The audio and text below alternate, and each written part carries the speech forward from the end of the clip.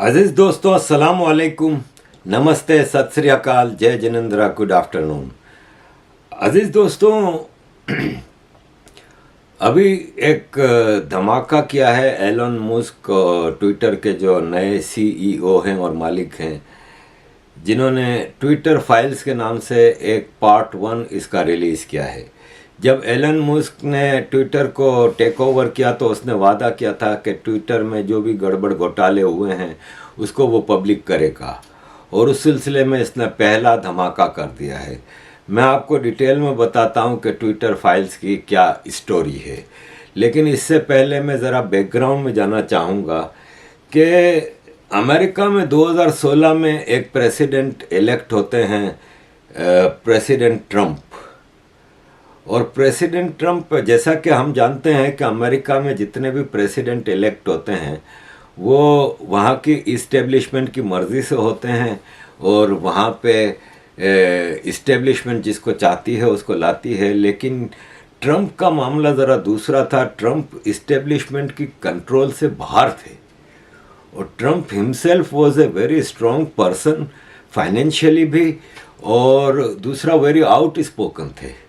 और president Trump की policies American establishment की पॉलिसीज़ से क्लैश करती थी, ख़ास तौर पे फॉरेन अफेयर्स के मामले में और कुछ लॉन्ग टर्म इश्यूज़ में।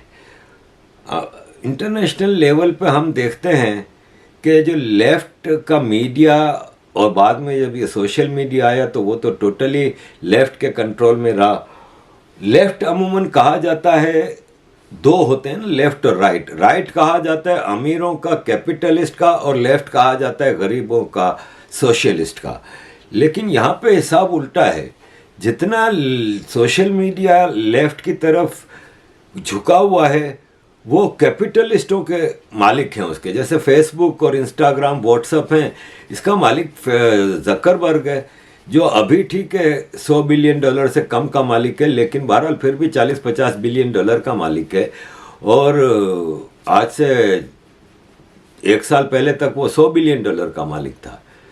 इसी तरह गूगल को ले लें आप, जो यूट्यूब वगैरह को चलाता है, इसी तरह आप ये ट्विटर ले लें, ये जाहिर है सब कैपिटलिस्ट मालिक होते हैं, लेकिन इनका मीडिया, इनका जो झुकाव है वो लेफ्ट की पॉलिटिक्स की तरफ जाता था। तो हमने देखा कि ट्रंप के पूरे दौर में लेफ्ट के मीडिया और सोशल मीडिया देखें, वॉशिंगटन पोस्ट जेफ बेजोस का है जो अमेजन का मालिक है, न्यूयॉर्क टाइम्स, ब्रिटिश आप ले लें, बीबीसी ले लें, जितने बड़े आप मीडिया हाउसेस ले लें इंटरनेशनल लेवल पे, वो लेफ्ट के कंट्रोल में है। इवन इंडिया जैसे मुल्क में भी तकरीबन सारा मीडिया जो है मेन स्ट्रीम, वो लेफ्ट की तरफ उनका झुकाव है। प्रेसिडेंट ट्रंप के पीरियड के दौरान हमने देखा कि लेफ्ट के मीडिया और सोशल मीडिया ने एक टारगेटेड वो रखा कि ये 3-4 लीडर हैं दुनिया में जिनको कि हमें हटाना है। अमेरिका के प्रेसिडेंट ट्रंप, इजराइल के प्रेसिडेंट नेतन्याहू, और भारत के प्राइम मिनिस्टर नरेंद्र मोदी। इसके अलावा भी इन्होंने, बोरिस जॉनसन इंग्लैंड में था, और इन्होंने देखा कि ये रिवोल्यूशनरी टाइप के लीडर्स हैं और वो इंटरनेशनल पॉलिटिक्स और इंटरनेशनल जो इस्टेब्लिशमेंट है उसका कोर्स चेंज करना चाहते हैं। ट्रंप को इन्होंने हटाया, गलत तरीके से हटाया, उसके ऊपर केसेस बनाए, इसको बिल्कुल आइसोलेट कर दिया।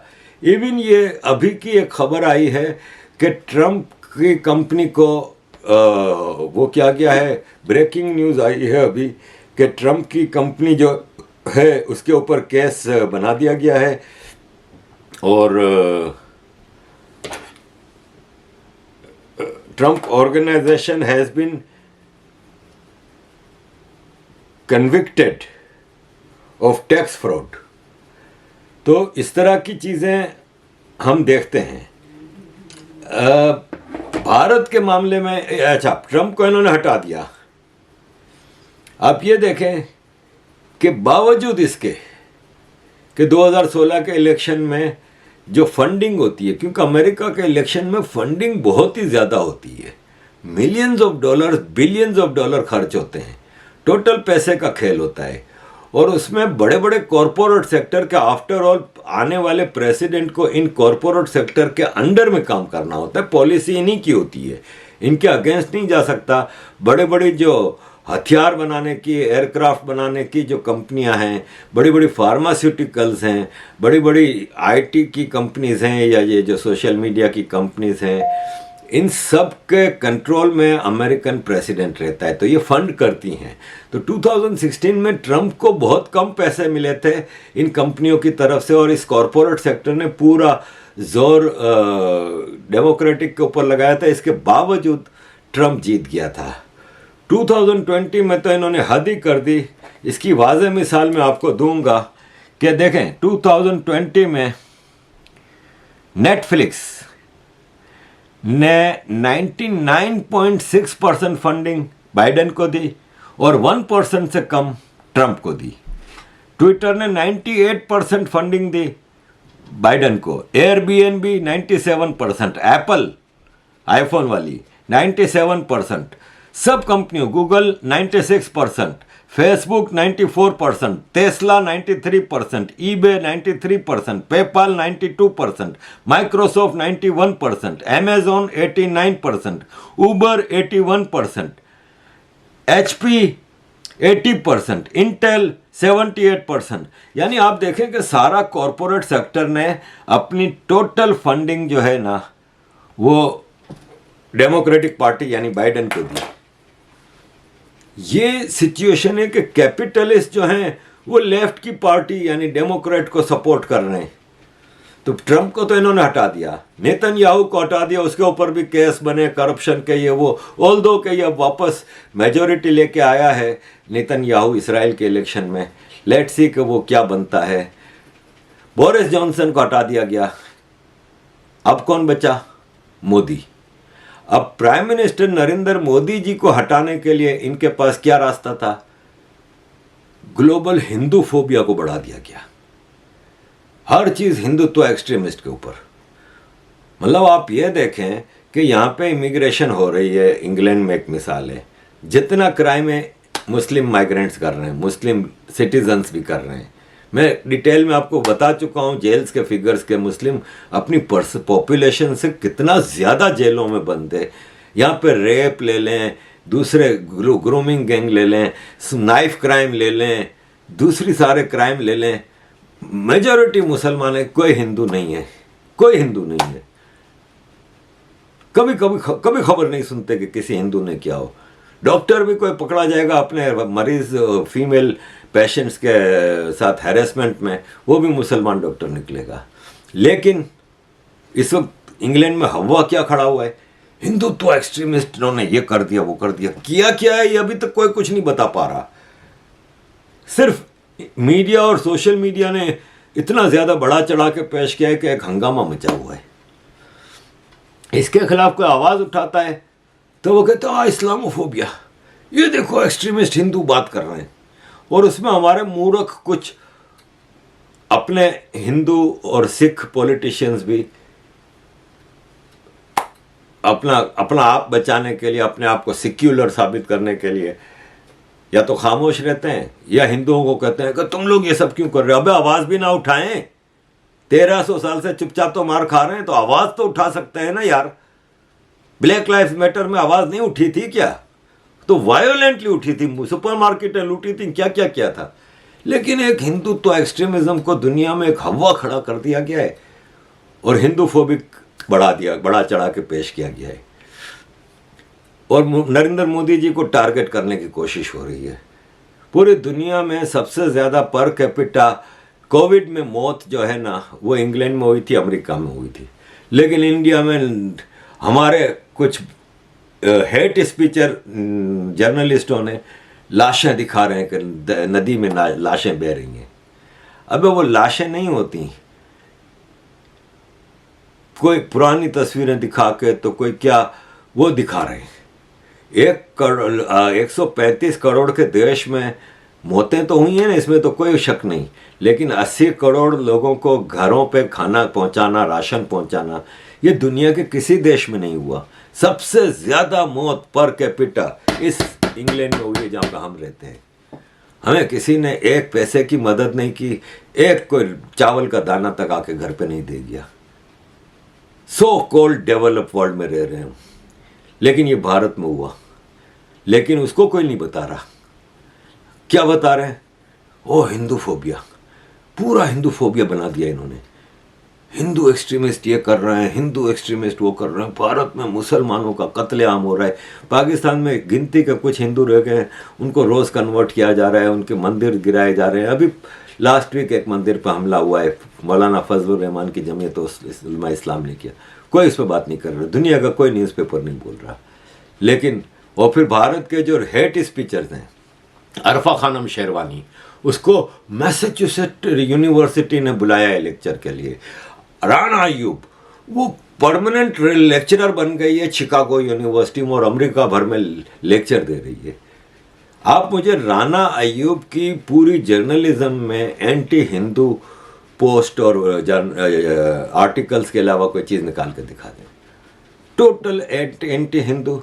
कहीं मुसलमानों के घर के बाहर एक चूहा मर जाएगा ना, देखो मोदी फाशिज्म, देखो ये हो रहा है। इतना मुसलमान वहाँ पे लव जिहाद कर रहा है, इतना कुछ कर रहा है, कभी ये राना, अरफा, सबा, जावेद अख्तर, इन लोगों के मुंह से एक लफ्ज़ नहीं निकलता, लेकिन लेफ्ट का मीडिया इनको हाईलाइट कर रहा है। हमारे सुरेश भाई हैं सुदर्शन टीवी के, उसको कोई न्यूयॉर्क टाइम्स वाला नहीं बुलाएगा, उसको कोई शिकागो यूनिवर्सिटी वाला लेक्चर के लिए नहीं बुलाएगा, क्योंकि वो सच बता रहे हैं, झूठ चलता है। तो ये है पूरी दुनिया में लेफ्ट का मीडिया। मैं डिटेल में इस पे क्या जाऊं।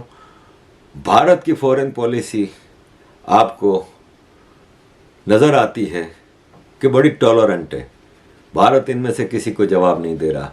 अजीज़ दोस्तों, फिर लंबी हो रही है, मैं ऐसा करता हूं कि आपको डायरेक्ट अब ट्विटर फाइल्स की तरफ ले जाता हूं। ट्विटर फाइल्स एक्चुअली ये है कि एलन मस्क ने एक रिलीज़ की सीक्रेट फाइल्स 2 दिसंबर को हंटर बाइडन के हवाले से। हंटर बाइडन जो बाइडन का एक बेटा है, हंटर बाइडन, उसने अपना लैपटॉप बेच दिया, ख़राब हो गया था, एक रिपेयर शॉप पे बेच दिया। उस लैपटॉप में से एक तो वीडियो निकली है जिसमें वो ड्रग्स इस्तेमाल कर रहा है, जो बाइडन का बेटा हंटर बाइडन। और ये स्टोरी है 2020 के इलेक्शन से पहले की, अमेरिका के 2020 के इलेक्शन से पहले की। वो लैपटॉप में से एक वीडियो निकली जिसमें हंटर बाइडन ड्रग्स भी इस्तेमाल कर रहा है और लड़कियों के साथ सेक्स भी कर रहा है। इसके अलावा उस वीडियो में ईमेल्स मिली हैं, उस लैपटॉप से ईमेल्स मिली हैं जो इसने यूक्रेन के लोगों के साथ, यूक्रेन की गवर्नमेंट और उनके साथ कुछ सीक्रेट ईमेल्स हैं जिसमें इसने यूक्रेन वालों ने शुक्रिया अदा किया है हंटर बाइडन का कि तुमने हमारी मीटिंग जो बाइडन से करा दी, अपने पापा से करा दी। उस वक्त जो Biden was candidate for 2020 election. ये स्टोरी जब छपी 2022 में आई बार, तो अमेरिका के किसी मीडिया ने इस स्टोरी को छापने से इनकार कर दिया। ट्विटर के जो टॉप पे बैठी है ना, ये जो जिसने हिंदू फोबिया के खिलाफ सारी बातें की थी, विजया गाडे, इसने मना कर दिया कि मैं इसको छापूंगी नहीं। विजया के बारे में ये खबर आई है कि इसने शादी की थी ईरानियन रामसे हमसनी, और वर्जिन मेरी चर्च के न्यूज़लेटर में ये आया है कि विजया ने क्रिश्चियनिटी कन्वर्ट हो गई थी। ये खबर है, सच है झूठ है किसी को नहीं पता। और रामसे और विजया ने अपने बेटे की बैप्टाइज्म मतलब क्रिश्चियन बनाना, कन्वर्ट करना, रूमी जो इनका बेटा है उसके बारे में। खैर, विजया ने ये खबर दबा दी हंटर बाइडन की। इसने कहा नहीं, ये सच्ची खबर नहीं है, हमारे पास प्रूफ क्या है, हमें वो लैपटॉप दिखाओ। अब जिसके पास उसके पास वो लैपटॉप था, उसने देने से मना कर दिया, क्योंकि ये पोस्ट नामी जो मीडिया हाउस था न्यूयॉर्क पोस्ट ने कहा कि हम ये लैपटॉप किसी को नहीं दिखाएंगे, तो किसी मीडिया हाउस ने इस स्टोरी को नहीं लिया। ट्विटर, फेसबुक वगैरह ने इसको दबा दिया। अगर ये इलेक्शन से पहले आ जाती तो बाइडेन के लिए खतरा हो जाता ना। तो अब वो ईमेलें और वो सारी चीज़ें ट्विटर फाइल्स के नाम से एलन मस्क ने पब्लिक की हैं। अब ये है कि लेफ्ट का मीडिया है, एक्सपोज हो रहा है। आज एक एलन मस्क आया है तो इनकी मैया मर गई है। कभी कोई क्या कह रहा है, कभी कोई क्या कह रहा है। एप्पल ने कहा कि हम ऐप स्टोर से ट्विटर की ऐप हटा देंगे। एलन मस्क ने गाड़ी उठाई, सीधा ट्विटर के हेड ऑफिस, ट्विटर के सीईओ, एप्पल के हेड ऑफिस, एप्पल के सीईओ टिम कुक के पास जाके बैठ गया। हाँ भाई, क्या मसला है? उसने कहा नहीं, कुछ भी मसला नहीं। उसने कहा भाई क्यों ये खबर आ रही है? कहता अफवाह है, मैंने थोड़े हम एप्पल वाले ऐप स्टोर से ट्विटर को नहीं हटा रहे। इसी तरह यूरोपियन यूनियन ने एलन मस्क को नोटिस भेजा है कि आप ट्विटर में ख़तरनाक तब्दीलियां कर रहे हैं, ये एक्सेप्टेबल नहीं है। ट्विटर के बारे में पब्लिसिटी हो रही है कि डूब रहा है, टूट जाएगा। ऐसी अभी तो 2 हफ्ते पहले खबर उठी थी कि 1 महीने में ट्विटर गायब हो जाएगा, ख़त्म हो जाएगा। लेकिन और ट्विटर के हज़ारों स्टाफ ने, कुछ तो इसने निकाले, लेकिन हज़ारों स्टाफ ने ट्विटर छोड़ दिया। अब हरामखोरी हो रही थी ट्विटर में। एक आदमी का काम 5 आदमी करते थे। और कोविड के ज़माने में वर्क फ्रॉम होम था ना, तो वर्क फ्रॉम होम ही चला रहे हैं सब। एलन मस्क ने, जो मालिक होता है कंपनी का, वो क्या करता है? उसको तो अपने वर्कर से पूरा काम लेना होता है ना। उसने कहा भाई साहब क्या हो रहा है? 1000 आदमी का काम 5000 10,000 लोग कर रहे हैं। काम कर सकते हो करो, नहीं तो निकलो। तो हज़ारों लोग छोड़ के चले गए। उन्होंने कहा कर डाले, ट्विटर तो डूब गया। अब जो काम 10,000 लोग कर रहे थे ट्विटर में, वही काम आज 1000 लोग करके दे रहे हैं, और उससे बेहतर करके दे रहे हैं। ट्विटर में जो बोट थे, जो फेक अकाउंट्स थे, उनके ऊपर ऑपरेशन हो रहा है, बहुत कुछ हो रहा है। विजया गड्ढे के ऊपर काफ़ी ट्विटर और अमेरिकन जुडिशल सिस्टम पे प्रेशर आ रहा है कि इसके खिलाफ केस किया जाए। इसने गद्दारी की है, क्योंकि आप अगर किसी एक पार्टी को इलेक्शन में इलीगली सपोर्ट करते हैं तो फिर इसका मतलब आप गद्दारी कर रहे हैं। तो ये है कि ये सारी चीज़ें हैं। This is the story about Twitter files. Thank you very much अजीज़ दोस्तों for all your support. Keep supporting. जय हिंद।